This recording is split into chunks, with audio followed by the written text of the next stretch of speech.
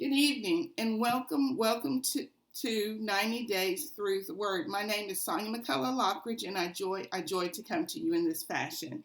Now, today is day 73 of 90 Days Through the Word. And our reading today found us in the book of Matthew, starting in Matthew 2:1 through Matthew 9:62. Now we know that the three Gospels, Matthew, Mark, and Luke, basically tell the same story from three different perspectives. Matthew being a tax collector and Luke being a physician. So those are the perspectives from the storytelling. Now, for one thing, we notice right off the bat that Matthew starts straight in with a genealogy. Luke lists the genealogy later on in his text, and as a matter of fact, he lists it backwards. He goes from then back to Adam, and Matthew does not do that. One of the things that I notice is the key word 12 is mentioned 8 times in the book of, it's mentioned more than 8 times in the book of Luke, but 8 times it's mentioned in reference to the disciples. Now, the book of Luke also has more parables than any other book. And in addition to that, the Holy Spirit is garnered more attention in this book as well. Now, several points in the portion of the text that we are reading today refer to the disciples as the 12. Discipleship starts in the book of Matthew and continues discipleship starts in the book of Luke and continues in the book of Acts, as Luke wrote both books. So, Jesus launches this discipleship ministry of his in the book of Luke when he calls the 12. And we have that reference in Luke 6:13. Luke 6:13. And I just want to read that for us because it's very interesting, because I did not notice this in the other text. And we start in 6:12. In these days he went out to the mountain to pray, and all night he continued in prayer to God. And when day came, he called his disciples and chose from them 12, whom he named apostles. So, initially, they were disciples, and they moved from disciples to apostles, because we know in other areas of the text, there are some 70 other disciples as well. So, these 12 in the book of Luke, Jesus called apostles. Now, I wanted us to be aware of something I found very, very interesting in the feeding of the 5,000, and hopefully I can find it. I wrote it down. Let's see, 8:1.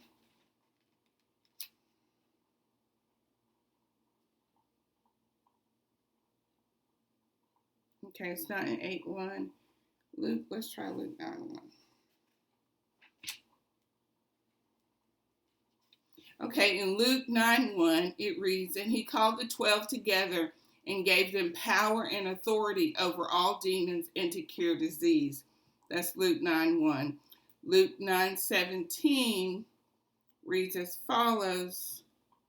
Okay, this is the portion of the text I wanted us to pay attention to today.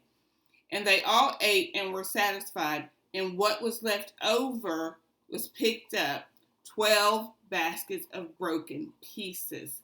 Luke explains to us in this portion of the text that there were about 5,000 men at the feeding of the 5,000. There were 5,000 men at the feeding of the 5,000. Of course there were. But what is interesting to note is Luke says that Jesus said, have them sit down in groups of about 50 each. So, if you take 5,000 and you divide it by 50, that's 100. So that would be 100 groups of 50.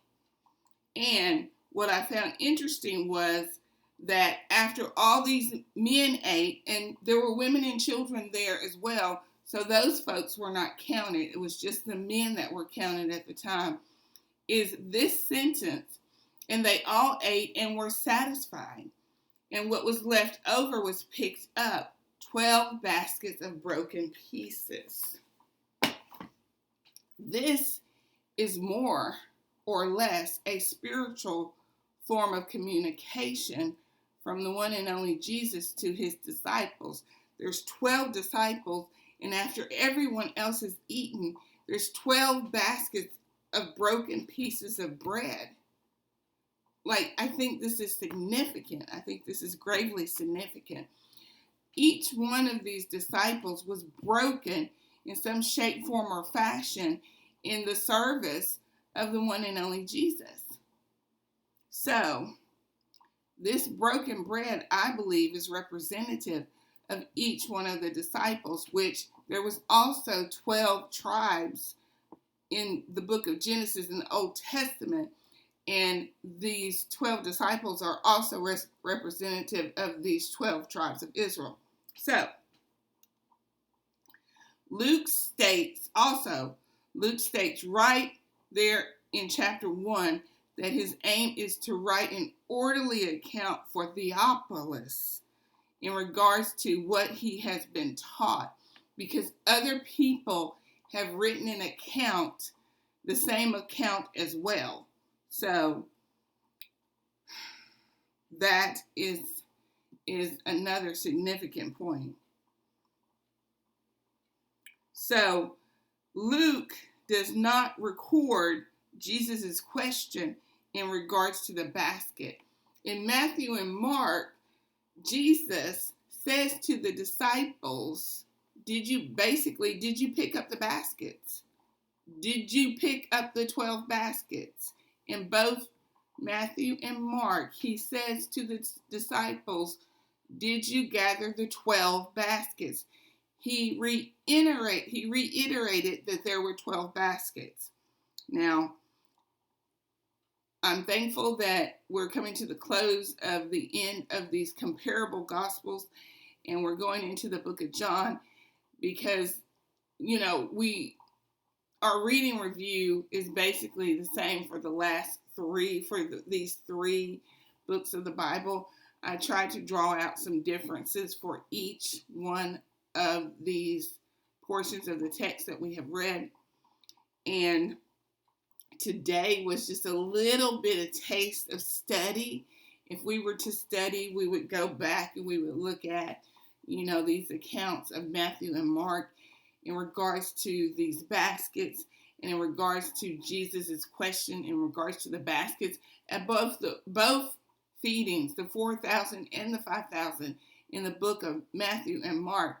Jesus says, did you gather the 7 baskets? And did you gather the 12 baskets of broken pieces? Each time he makes a point of saying of broken pieces.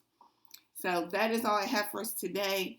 Tomorrow we read the balance of the book of Luke, and we move into the book of John, where John's record of Jesus is completely different, because his stance is so that people would believe. Luke was writing to Theophilus, and his aim was to write an orderly account of what he had seen and what he had witnessed. And Matthew, the same. His aim was to write a very orderly, pointed account. And then Mark, his aim was to write an account as well. But I do believe Mark's account added a little more color to the narrative. That's all I have for us today. I hope and pray you have a blessed day in the Lord. Thank you.